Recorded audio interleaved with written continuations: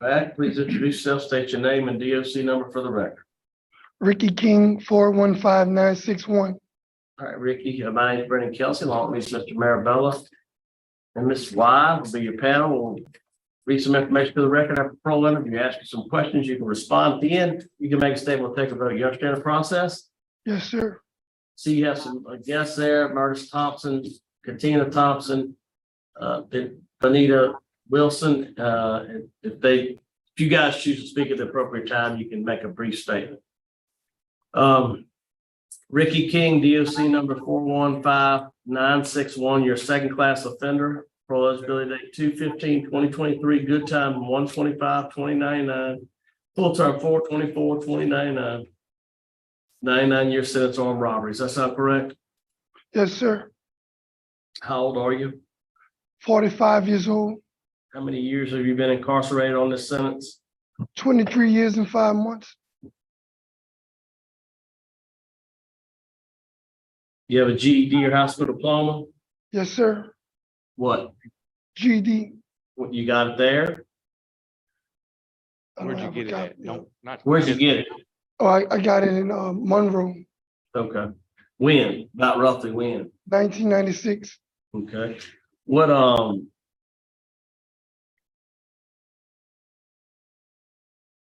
do you currently do there? Are you a trustee? What do you currently do there? I'm a dorm representative. I'm currently part of the inmate welfare committee. Well, you know, we get with the head warden and deputy wardens and heads of the departments once a month and address issues, you know, going on with the inmates and population. So you've been in jail, you got out, and then you did this crime. Tell me what was this all about? Tell me about your crime. What happened? Well, you know, I was young, ignorant, immature, and I wanted to be a part of the streets, you know. I let other people guide me, you know, the wrong way. And I wanted to be a gangster, wanted to be a street guy. By the time I realized that that's not who I was, like my grandmother told me, trouble easy to get in, but hard to get out of. And it was just what she said it was, very hard to get out of.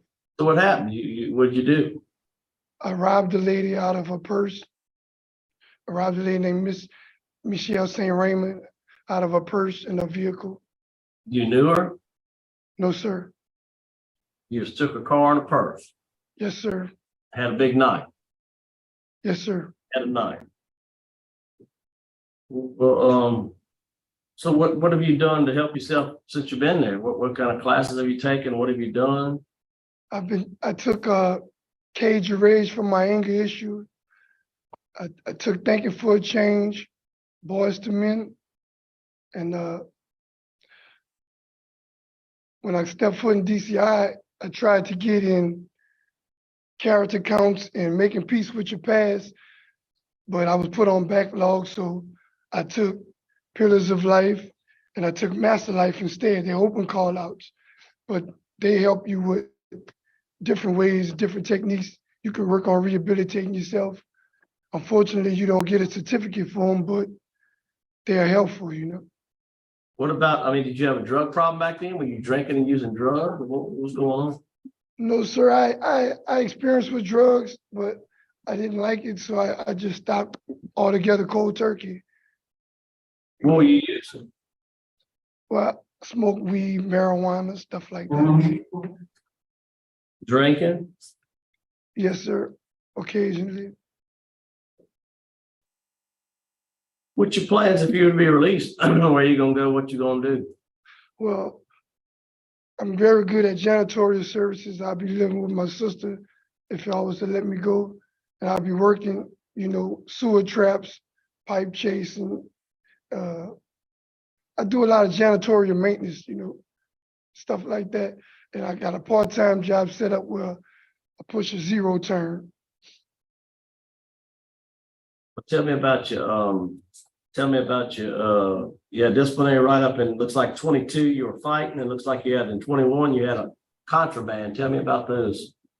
All right. In 21, it was a contraband. I was trying to sell drugs to try to make ends meet because, like I said, my family been taking care of me since I got locked up, and sometimes it'd be rough. So what I did was I took narcotics and tried to sell it to make ends meet, and I got busted with it. But since then, I learned to work the right way, work hard, stick it out. That's why I was taking pillars. It's about, responsibility and doing things the right way. And then what happened in 22? You had a fight? Yes, sir. Now, that situation there, they put a couple of guys in Angola that come from satellite camps, younger guys, and their way of doing time is kind of different from us. So, like we'll be laying down, the lights out, they'll talk over your head and stuff like that. So we got into it. I tried to walk away, the guy hit me. I defended myself. And I had to. Good. Warden, what you got for me? Hey, good morning, Mr. Kelsey. He like he described, he is a dorm rep here. I think he described it fairly well. They represent their each dormitory area to kind of bring problems to us, and then we kind of relay information back and forth, kind of like a constituency. So he's done good job there. He's taken some good classes, and he's a respectful fellow. He's been here right at a year, so I don't have a lot of personal information with him, but he's done a good job. All right, thank you. Would any of y'all like to make a statement back there? It doesn't say on the list here. Are y'all just there for support, or would anybody like to make a brief statement? Okay, go ahead. Just introduce yourself for us and make a statement. Good morning, Parole Board. My name is Bianca Wilson. I am the younger sister of Ricky King. I've driven to penal institutions for the last 23 years to consistently support my brother. When my brother initially got out of jail, I was a senior in high school. That was October of 1999. My brother was set to be my prom date. And somewhere in April of 2000, our mother decided that she was no longer going to support my brother. While I was 18 or 17, I wasn't able to assist him. I still remember the ride when I had to give him his belongings and a letter from my mom saying he could no longer live in our house. From there, Mr. King didn't have many resources that he has now. For the last 23 years, this young man here has inspired, uplifted, motivated me while I was dealing with a child abuse case while my brother was incarcerated as a young boy. And I was dealing with a child abuse case. He motivated me to complete my college degree. I have a bachelor's of science in urban studies.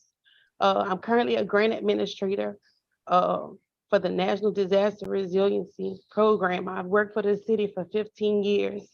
And anytime I have been in a position where I just didn't know what to do, Rick has been a constant guide. I pray that the parole board can give me the one chance to have the dance with my brother that I never got for my senior prom. His support is unmatched. I was unable to provide a current job because there's a conflict of interest because I work for the city and I work with guys that are recently incarcerated. So as an administrator, I could not go to the nonprofits that I do work in, but I do have a standing reputation with the city of New Orleans. Mr. King would not be living in the area where the crime occurred. He would be living with me in my 5-bedroom house in Chalmette. Just last weekend, me and my 4 children set up a bedroom for him. So he has his own bedroom. He does have resources, both financially and mentally, spiritually, and emotionally. So that's the statement I have. Thank you. Thank you so much for your comment. Thank you.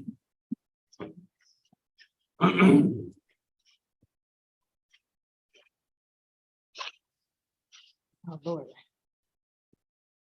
Good morning. Good morning, everybody. Morning. My name is Katina Thompson. I am, me and Ricky are first cousins. I just gotta say that he has motivated me to make some changes in my life. We always talk about the power of the mind and changing your mindset and renewing that every day. And we have all made mistakes. We've all had bad decisions. And some things we have to pay for, just like he said. My cousin was dealt a hard life, a very, very hard life. And I was not. But I never gave up on my cousin. He's always been a big inspiration, more like a brother to me. I do see tremendous, tremendous growth from what we used to be, and I'll always support him, regardless of what happens here, now, anywhere.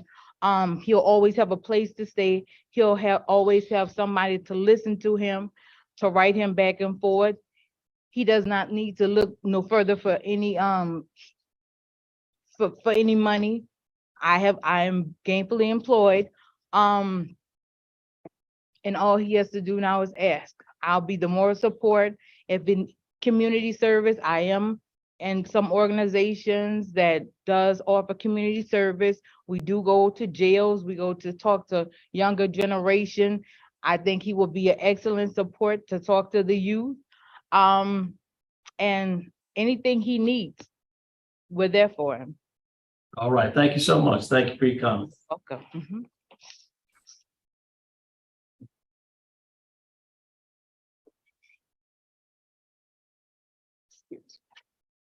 Hi, I'm Miss Murders Thompson. I am his maternal aunt, an older aunt, his mother's older sister. I have known Ricky all of his life. He went through a lot of changes as a child because his mother had him, she was so young.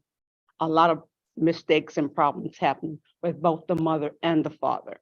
However, he was the brunt of everything. He was abused as a child, and he at some point started being defiant, as you can say, and that led to his delinquent behaviors. And I couldn't help him. I was in social work and couldn't help my own nephew, and I felt really, really terrible about it at that point. But things that happened, him getting incarcerated at a young age, being let out, and not having the proper supports after he was let out, led us to understand that when he is released, from prison this time, he needs us to set up support systems, look for community resources, be there for him, be his anchor for him. And I think that would be the position I have, to look for supports, to be there for him, to bounce things off of if he needs to, and make sure whatever happens, if he goes astray, for him to talk with me. We have developed this relationship where we talk about almost everything. And he's an avid reader. He loves to read. And, one of our first appointments we want to do is go to our coffee shop and discuss, a book that we've both read. So that's my point. I want to be there for him, to show him, yes, you can make it. You can make it on the outside. This time it's not going to be like last time. He was so young. And of course, he was institutionalized last time. He didn't know how to act on the outside. Nobody had prepared him for it. But this time we're trying to get everything in place so he can have a successful life. All right, thank you. Ricky, would you like to make a statement on your behalf? The only statement I can make, sir, that I take responsibility for what I've done. If Ms. Michelle St. Raymond was here, I tell her I'm sorry. I ask for forgiveness, and I want to apologize to my family because I haven't been doing this so long. They've been with me, so I thank y'all for this opportunity. All right, well, I'll go ahead and vote first. Ricky, you're headed in the right direction. You're doing a lot of good things. You really are. You have a great support system behind you. There's no question. A lot of folks don't have that. The problem for me is that you may, just a couple of years ago, you're selling drugs in there. I mean, that's a problem. I mean, You know, I know you had a fight, you know, we'll overlook that, but just the fact that you've been in jail as long as you have been, and that was the decision that you made is concerning to me. That concerns me. You know, you have moderate risk needs. You have, you do have law enforcement opposition. You do have victim opposition. I'd like to see, I think you're close for me. It's just for me. I think you're close, but just not, I would like to see you go a little further with no discipline. It sounds like you're going to do head that way. I'd like to see you take some victim awareness. I'd like to see you take some living in balance if that's available. But my vote today is to deny your parole, but to ask you to write back when you do have an opportunity. If you do those things and you stay out of trouble and take some classes and show me, you know, next time you write back, it'll be a different outcome for me. But for today, my vote is to deny you. Ms. Wise. Mr. King, I wish you could see it on this side. Your sister is saying, we're here for you, you get all the support you need, but you in prison selling drugs because I'm tired of asking my family for help. You know, the help is always there, always been there. It's always been there. It's something in you. And for me, you only had 90 hours of programming, so you need more programs to kind of get better acclimated, because they got it taken care of on the outside. You just got to get there. You got to keep your name off DBs, get your name off of write-ups. You know what to do. But I'm just not willing to take a chance on you as well. My vote is denied because you have a fair institutional record. The write-ups are very concerning to me. You got a poor supervision history. Last time you got out in 99, 8/16 of 99, you got arrested for 26 of 2000. I want you to stay out this time. So take your time, take some programs, continue to stay connected with them, and reapply as soon as you're eligible for a year. Mr. Marabella. Thank you, Mr. King. You're moving in the right direction. It's very concerning to me that a couple of years ago you were selling drugs in prison. That's a real concern. Yes, sir. You need a little more work. I think you need to take some more programs, just as my two colleagues have suggested to you. So my vote likewise is to deny, to encourage you to continue to move forward. You got great support on the outside. You just need to do a little more work. Good luck to you. All right, you have 3 votes to deny today. Your parole's been denied. Good luck to you. All right, thank you.